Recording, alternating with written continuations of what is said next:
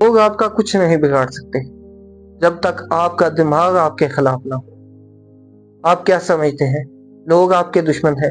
آپ کا کوئی بھی دشمن نہیں، نہ حالات، نہ رشتہ دار، نہ کوئی اور دشمن۔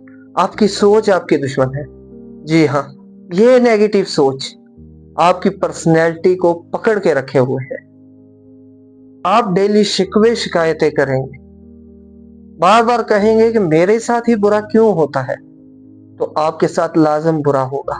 لیکن اس کے برعکس اگر آپ یہ کہیں گے کہ میں اللہ کی طرف سے آزمایا جا رہا ہوں اور ہر صبر کا پھل میٹھا ہوتا ہے، تو دیکھیے گا آپ کی زندگی کیسے گرو کرتی ہے۔ ابھی سے پازیٹیو سوچنا شروع کر دو۔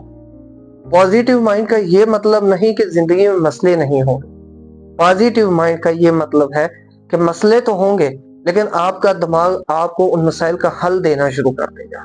جس دن آپ نے اپنی سوچ کو پازیٹیو بنا لیا، اسی دن سے آپ کی پرسنالٹی چینج ہونی شروع ہو جائے گی، اور جس کی پرسنالٹی پازیٹیو، بہترین مقدر اس کا ساتھی بن جاتا ہے۔